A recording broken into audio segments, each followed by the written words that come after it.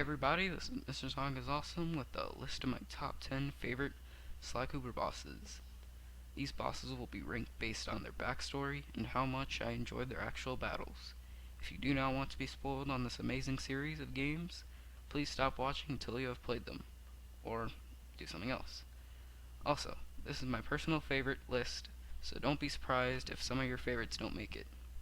This list was a hard and long list to make, as it is, so please like and comment after the video. Other than that, let's get started.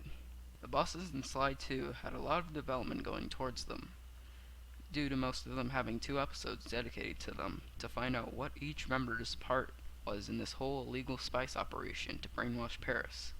And first up is Dimitri. Dimitri was a young painter that was developing his own creative art style. But the art world wasn't interested and left Dimitri angry and started forging old famous paintings.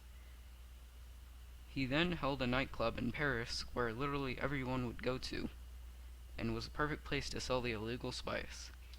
Under the nightclub is a machine room where his pieces of clockwork, due to the Claw Gang stealing all the parts. In Cairo, the clockwork tail feathers reside, where he is using them to print fake money, and is the only Sly villain in Sly 2 to have 1 episode to him. His boss battle takes place in this room. The fight begins after a famous quote about Sly saying that his suit sucks, and Dimitri saying let's dance, and he will start shooting beams at you, that you have to hide from behind glass drums. When his shooter malfunctions, it's time to attack. After a couple of hits, he will start to teleport due to his great speed. Go after him, but be careful about his 2 attacks, a long tail whip sweep to the ground and a charged uppercut. Wait until a good string of attacks can be dealt and repeat until he's finished. Dimitri may seem simple, but is a fan favorite of mine that has a tragic backstory, awesome music, and intense fight, making him very memorable among fans of the series. He even joins the Cooper Gang in Sly 3 as their diver, and that's pretty awesome, even if the missions kinda suck.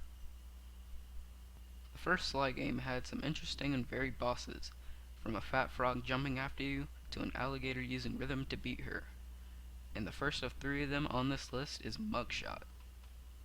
Mugshot was a kid being bullied in his early years, and when he saw a mob gangster on the movie screen, he wanted to become just that.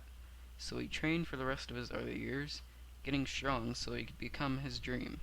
He then became a strong brute, known as the Brawn of the Fiendish Five, and has the least mentally due to him skipping school all of his life.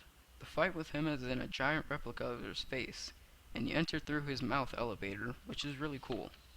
The battle is a 3-phase fight. After you confront him, he will walk after you and try to shoot you with his guns. What you have to do is hit all the sun mirrors so the guns can overheat and damage him. After that, he gives a sentence about how his beautiful guns are destroyed and moves on up to the next phase. This phase is pretty much the same, just that the mirrors are more spread out and that there is barely any cover for Mugshot's bullets. After that, final phase, where you face him one-on-one using a recently acquired Ninja Spire jump.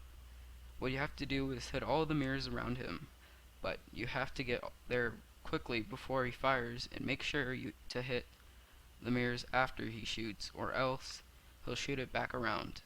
After you've done that, he will be defeated. Mugshot has a good backstory with a good battle and is just one of the amazing bosses of the first entry in the Sly series.